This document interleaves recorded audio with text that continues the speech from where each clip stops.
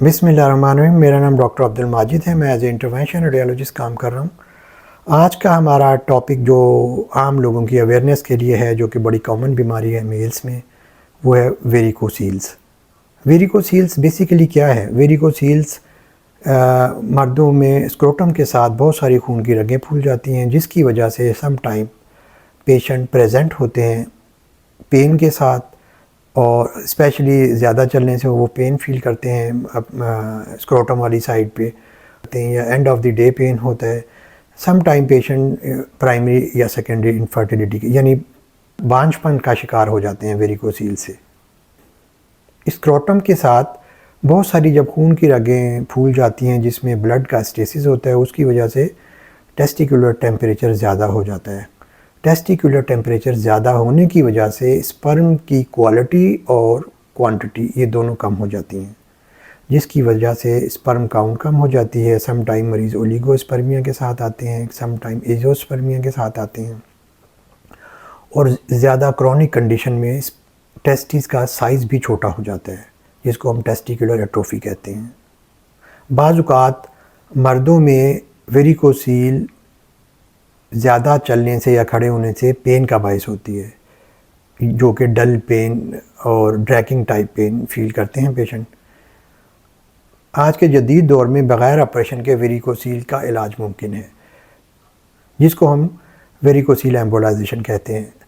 इस varicocele embolisation procedure बग़ैर operation, बग़ैर सर्जरी और बग़ैर किसी एनेस्थीसिया के है, जिसमें मरीज़ को बिल्कुल भी कोई किसी किस्म का कोई दर्द नहीं होता।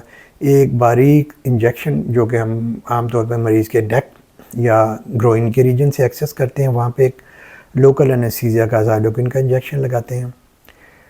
मरीज़ को सिर्फ इस ज़ाइलोकिन के इंजेक्शन का पेन फील होता है, उसके अलावा इस प्रोसीजर में किसी किस्म का कोई पेन नहीं होता। मरीज़ मुकम्मल होश में होता है, और आम तौर पर आधा घंटा या 40 मिनट का ये सारा प्रोसीजर होता है, जिसमें हम एक बारीक सुई के ज़रिए किसी खून की रग को गर्दन की बेस के साथ खून की रग को एक्सेस करते हैं, और उसके बाद बारीक पाइप के ज़रिए एंजियोग्राफी में देखते हुए हम मुतासरा वेंस के अंदर चले जाते हैं, और उन वेंस को हम बंद कर देते हैं।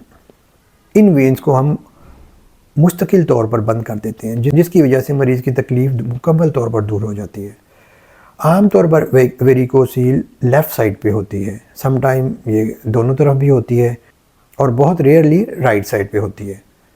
वेरिकोसील आम तौर पर एग्जामिनेशन पे डायग्नोज हो जाता है। वेरिकोसील एम्बोलाइजेशन एक मुस्तनद और दुनिया में माना हुआ इलाज है। पाकिस्तान में ये सर्विसेज बहुत महदूद पैमाने पर प्रोवाइड की जा रही हैं।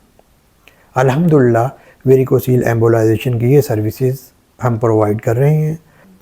अगर किसी मरीज़ को एम्बोलाइजेशन के बाद वेरिकोसील्स दोबारा से हो गई हैं, हालांकि जिसके बहुत कम चांसेस होते हैं, हम उस बीमारी को सेकंड टाइम भी एम्बोलाइज कर सकते हैं।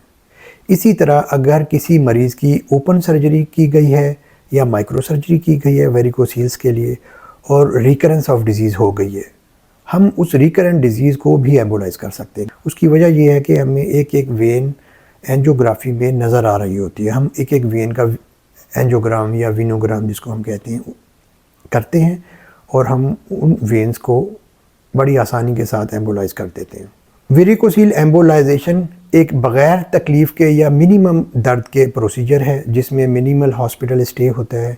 हम ये ओपीडी की बेस पे करते हैं, मरीज़ को दाखिल नहीं किया जाता है। ऑपरेशन करने के 1.5 से 2 घंटे के बाद पेशेंट को घर रवाना कर दिया जाता है। वेरिकोसील एम्बोलाइजेशन के बाद मरीज़ बहुत जल्द अपने रूटीन के और रोज़मर्रा के कामों पर जा सकता है। वेरिकोसील एम्बोलाइजेशन एक इंतहाई जदीद, सेफ़ और मुस्तनद तरीका इलाज है, जिसमें किसी किस्म की सर्जरी की और चीरफाड़ की ज़रूरत नहीं होती। अगर आपको भी इस तरह के सिम्टम्स हैं तो आप दिए गए नंबर पर अपने मुआयने के लिए और इलाज के लिए रब्ता कर सकते हैं। शुक्रिया।